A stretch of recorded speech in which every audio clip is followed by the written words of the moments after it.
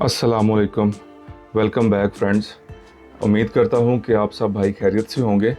पिछले कुछ दिनों से लोग ये पूछ चुके हैं कि हमारे पास लिथियम बैटरी नहीं है, तो हमें सोलिस जो हाइब्रिड इन्वर्टर है, चाहे वो प्रो मॉडल है चाहे वो प्लस मॉडल है, चूँकि दोनों की जो इंटरनल और बाकी सेटिंग सेम है, फ़र्क आपको पता है सिर्फ जो प्लस मॉडल है वो स्क्रीन के साथ आता है।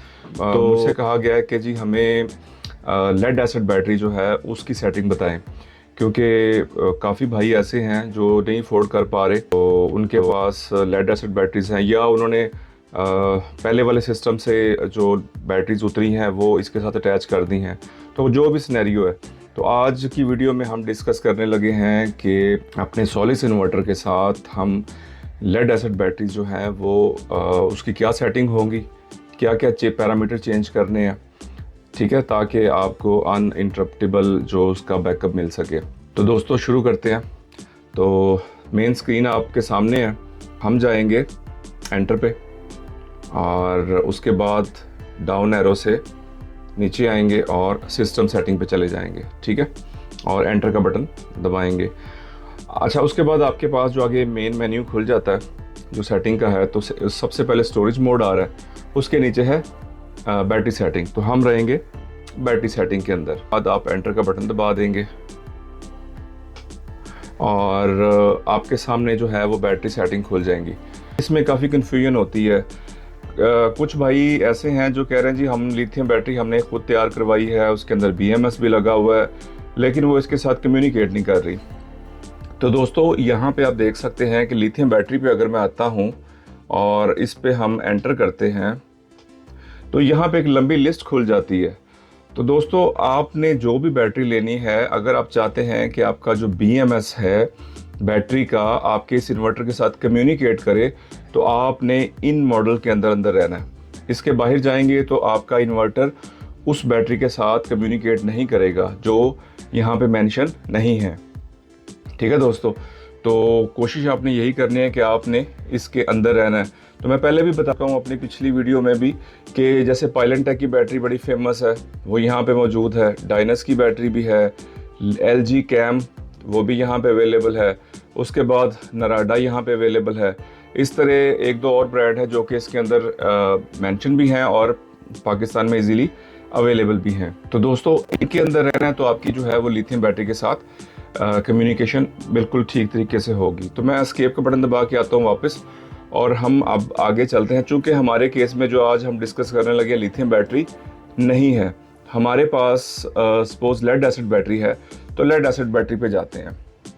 तो डाउन का बटन दबा के मैं नीचे आता हूँ और इसको एंटर करते हैं। तो अब आप देखिए कि मेरे जो पैरामीटर आपको नज़र आ रहे हैं वो डिफरेंट हो गए हैं। अगर आप मोबाइल ऐप के थ्रू भी यहाँ पे चेंज करेंगे तो भी आपको इसकी पैरामीटर नज़र आएंगे जो चेंज हो जाएंगे लिथियम की निस्बत जो है, ठीक है। तो दोस्तों इसमें आने के बाद अब आप वही तरीका वही है कि डाउन से नीचे आते जाएंगे, जहाँ जहाँ आपने चेंजेस करनी है वो करनी है। अपनी बैटरी का जो मैन्युफैक्चरर है, मिसाल के तौर पे आपके पास फिनिक्स की बैटरी है, उसके अलावा एक्साइड की है, जो भी है, तो जो मैन्युफैक्चरर आपको कहता है कि मैक्सिमम चार्ज आपने ये रखना है, ठीक है, और उसमें से मैक्सिमम डिस्चार्ज कितना हो सकता है, आपने उन पैरामीटर को जो है वो लाजमी देखना है। ऐसा नहीं करना है कि अब आप जैसे कि 100 एम्पेयर की बैटरी और 85 एम्पेयर खोल दें।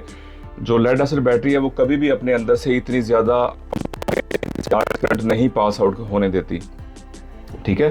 तो नॉर्मली जो है वो 20 एम्पेयर तक आप उसमें उसको चार्ज डिस्चार्ज कर सकते हैं, जो नॉर्मली मेंशन किया होता है बैटरियों में।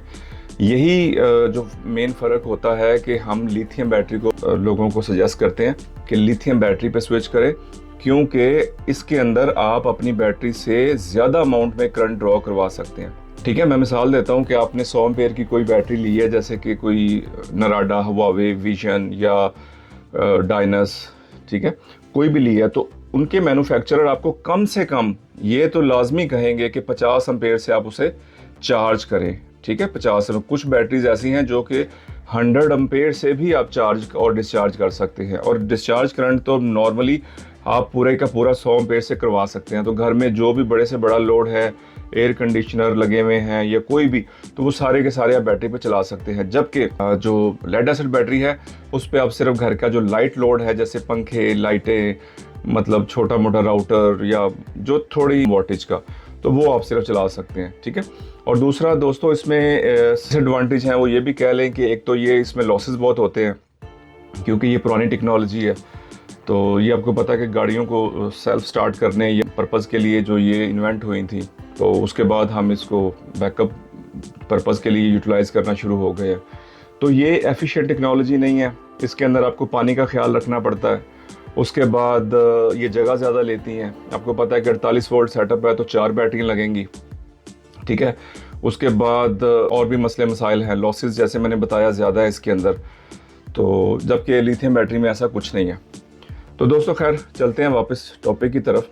तो अब आपने लेड एसिड बैटरी सेलेक्ट कर लिया, तो यहाँ पे आए तो आपने 20 एम्पेयर या जो भी आपकी वो बैटरी का मैन्युफैक्चरर बता रहा है आपको, तो वो यहाँ पे कर दिया। और मैक्सिमम डिस्चार्ज करंट भी आपने ध्यान से रखना है, ठीक है। अगर आपका करंट जो है वो ज़्यादा हुआ तो इन्वर्टर शट डाउन हो जाएगा, क्योंकि बैटरी जो लेड एसिड बैटरी है वो ज़्यादा करंट आपको अलाउ नहीं करेगी। तो ये भी ख्याल रखना है। और इस पर लाइट लोड चलाना है जब आपके पास लेड होगी बैटरी, ठीक है। अच्छा, उसके बाद अब आगे आ जाता है कि ओवर डिस्चार्ज। ओवर डिस्चार्ज का मतलब है कि आप अपनी बैटरी को कहाँ तक डिस्चार्ज करना चाहते हैं। तो आपके पास मिसाल के तौर पे अगर जो लेड एसिड बैटरी है तो आपको पता है कि आप उसको ज़्यादा से ज़्यादा जो है 42 तक आप डिस्चार्ज करवाएं, ठीक है। उससे नीचे जाने की ज़रूरत नहीं है, 42 पे चले जाए, और वो मैक्सिमम चली जाती है 57.6 समथिंग पे। तो इसके बीच में आपने रहना होता है। तो वो अपने यहाँ पे पैरामीटर देने हैं, ठीक है। वैल्यू में फिर आपको कहूँगा कि अपने मैन्युफैक्चरर जो भी आप बैटरी बाई करते हैं न्यू, उसके अंदर से एक छोटा सा कार्ड या वो निकलता है यूज़र मैनुअल, उसके ऊपर सारा लिखा होता है। और अगर आपके पास वो नहीं भी है तो आप ऑनलाइन जाएँ, नेट पे जाके वो मॉडल सर्च करें, उसकी स्पेक्स में आए तो आपको वहाँ पे वो बता देते हैं कि ये कहाँ पे इसका आपने जो है वो कट ऑफ वोल्टेज रखने हैं या इसको डिस्चार्ज करना है। तो मेरे ख्याल से नॉर्मली जो है वो 42 यहाँ पे जो है वो होता है। अच्छा, उसके बाद रिकवरी को बाद में बताता हूँ। उसके बाद नीचे लिखा हुआ है फोर्स चार्ज। फोर्स चार्ज वो वैल्यू है कि जैसे आपने सपोज ओवर डिस्चार्ज पे बैटरी चली गई, उसके बाद फोर्सफुली चार्ज करके वापस उसको उस लेवल पे लाना, ठीक है, उसे कहते हैं फोर्स चार्ज। यानी कि आप उसे ग्रिड चार्जिंग ऑन की होगी, तो जैसे मैंने यहाँ पे ऊपर 42 कर दिया, तो आप ये जो फोर्स चार्ज वैल्यू है ये इससे कम रखेंगे, ठीक है, इसके इक्वल बिल्कुल नहीं रखेंगे।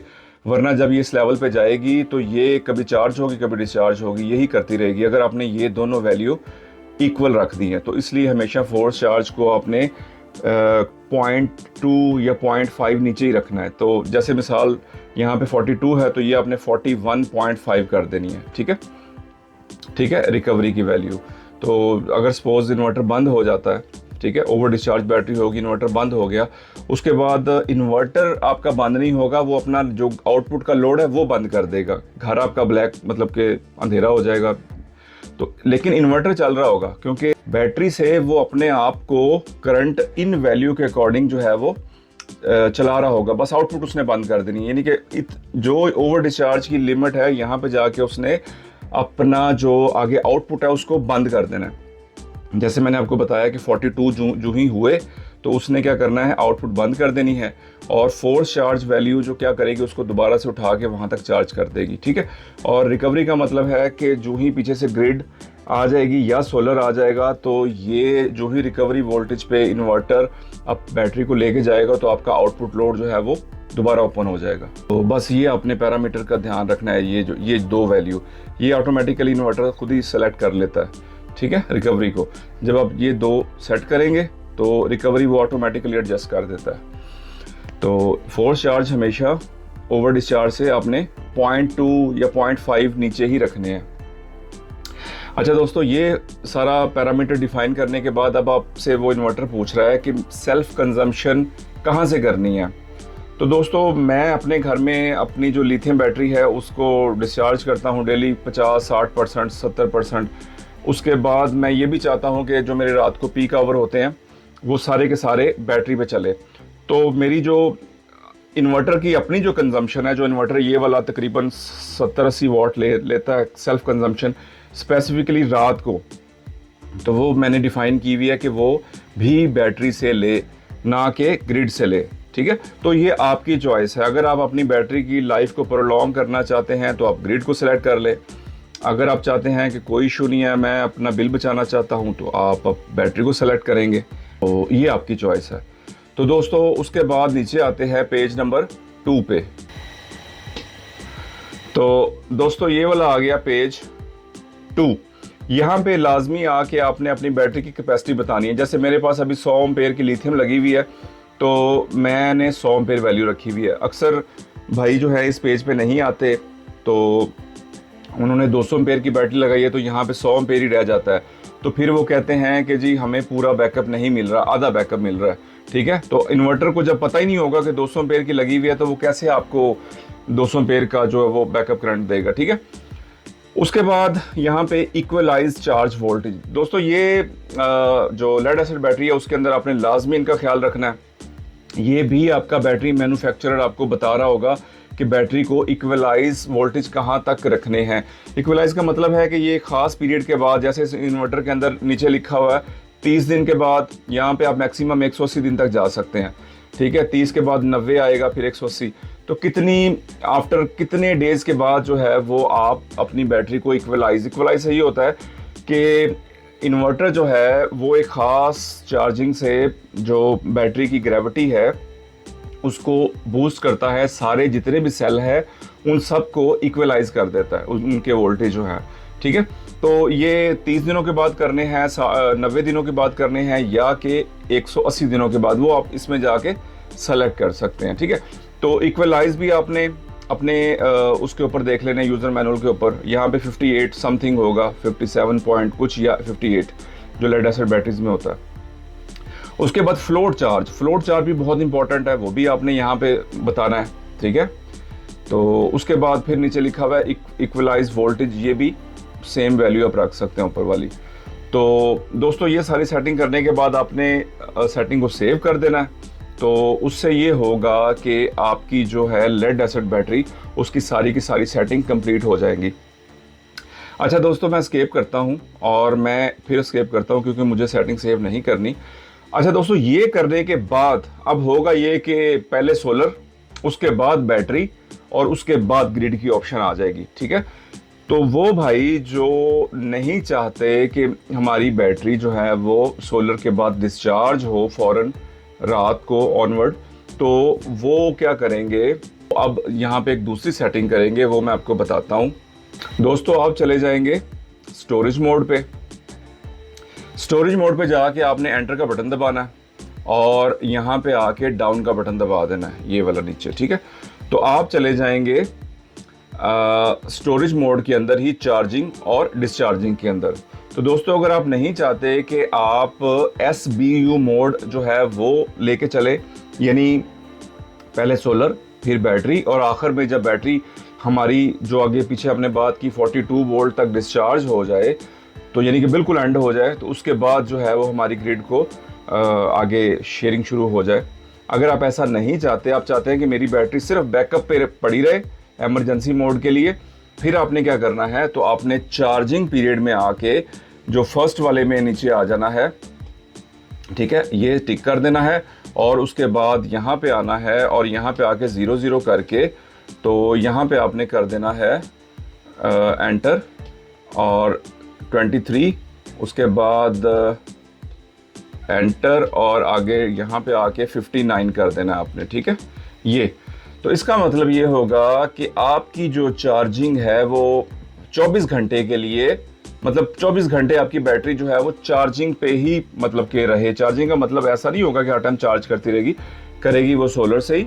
ठीक है, लेकिन रात को भी वो स्टैंड बाई पे उसे रखेगी। अगर वो फुल होगी तो जाहिर है वो ऑलरेडी फुल है सोलर से, तो ग्रिड उसे चार्ज नहीं करेगी। तो ग्रिड कब चार्ज करेगी, तो हम क्या करते हैं कि हम इसमें एंटर का बटन करते हैं और डाउन आते हैं। तो यहाँ पे आपने चेंज करना है क्या, जैसे लेड एसिड बैटरी है तो वो ज़्यादा से ज़्यादा कितने एम्पेयर पे मैंने आपको बताया, वो होगी मैक्सिमम 20 एम्पेयर पे। तो आपने यहाँ पे 20 एम्पेयर सेलेक्ट कर देने हैं। ठीक है। उसके बाद एंटर किया आगे। अब यहाँ पे ये बड़ी मेन सेटिंग है वोल्टेज की, कि वोल्टेज जो है वो किस वोल्ट तक आपकी बैटरी जो है वो चार्ज होनी चाहिए ग्रिड से। ठीक है, बेसिकली ये जो ऑप्शन है ये ग्रिड को फॉलो करेगी। ठीक है, कि कितने वोल्ट तक आपकी बैटरी हर टाइम चार्ज होनी चाहिए। दिन में तो बैटरी सोलर से चार्ज हो गई, अब शाम हुई, सपोज 2 घंटे के लिए लाइट चली गई, तो जाहिर है जब लाइट गई तो क्या आप जब लाइट आएगी तो दोबारा उसको बैटरी को 57 वोल्ट पे रखना चाहते हैं। मिसाल के तौर पे इसमें गए तो आपकी बैटरी सपोज फुल चार्ज होती है, लेड एसिड बैटरी मिसाल के तौर पे वो चार्ज होती है 57 तक। ठीक है, यहाँ तक मिसाल ले लेते हैं। तो क्या आप क्या चाहते हैं कि जब शाम को लोड शेडिंग हुई 2 घंटे के लिए तो आपकी बैटरी जो ही लाइट वापस आई, जाहिर है उसने घर में बिजली तो कंज्यूम हुई है, तो दोबारा फिर से वो चार्ज हो के रात को वापडा से वो दोबारा फुल हो जाए, या कि आप उसे कुशन देना चाहते हैं कि कोई बात नहीं डिस्चार्ज हो गई बैटरी खैर है, लेकिन 46 से नीचे अगर जाए तो यहाँ पे ये चार्ज हो 20 एम्पेयर से। ठीक है, इन वोल्टेज से अगर मेरी बैटरी नीचे जाए तो वापडा से चार्ज हो, वरना कोई बात नहीं अगले दिन सोलर से चार्ज हो जाए। तो यहाँ पे अपने वो वोल्टेज रखने हैं जो कि आप चाहते हैं कि मेरी बैटरी हर टाइम, जो दिन हो रात हो, यहाँ तक मेरी बैटरी चार्ज रहनी चाहिए हर टाइम। तो ये दोस्तों आपने बड़ा ख्याल रखना है कि आपकी बैटरी जो है जहाँ तक आप मतलब कि कुशन दे सकते हैं रात को, कि भाई लाइट चली भी जाती है 2 घंटे 3 घंटे, मेरी बैटरी आधी नीचे आ भी जाती है, तो लेकिन इन वोल्टेज से नीचे ना जाए, चाहे रात भी हो वापडा से चार्ज हो भले ही, मुझे कोई इशू नहीं, तो इस वोल्टेज से नीचे ना जाए तो आपने ये वोल्टेज यहाँ पे जो भी आप चाहते हैं रख के एम्पेयर सेट करने हैं, 24 घंटे का टाइम दे देना है, इसे टिक करके सेव करवा देना। ठीक है, स्केप करके आप यहाँ से स्केप करेंगे और इसको सेव कर देंगे। ठीक है, तो मेरे केस में मैं नहीं करूँगा तो मैं स्केप कर दूंगा। तो इस तरह से दोस्तों आप अपनी बैटरी को SUB मतलब के मोड पे चला सकते हैं, यानी कि पहले सोलर, फिर यूटिलिटी और आखिर में बैटरी, ताकि आपकी बैटरी स्टैंड बाई पे रहे, हर टाइम सेव रहे, आप डेली उसे ना डिस्चार्ज करें, जब कभी ग्रिड जाए तो वो यूटिलाइज हो। उम्मीद करता हूँ कि सब भाइयों को ये सेटिंग समझ आ गई होगी, और ख़ास तौर पे वो भाई जिनकी रिक्वेस्ट पे ये वीडियो मैंने बनाई है। उम्मीद करता हूँ कि दोस्तों मैंने काफ़ी डिटेल से बताने की कोशिश की है, फिर भी मेरे बताने में कोई पॉइंट रह गया तो मुझे कमेंट में आप पूछ सकते हैं। तो दोस्तों इसी तरह की वीडियो देखने के लिए मेरे चैनल के साथ जुड़े रहें। हमारे दोस्त हैं जो अपने घर ऑफिस में सिस्टम लगवाना चाहते हैं, वो हमसे रब्ता कर सकते हैं। तो सब भाइयों के देखने का बहुत शुक्रिया। अल्लाह हाफिज़।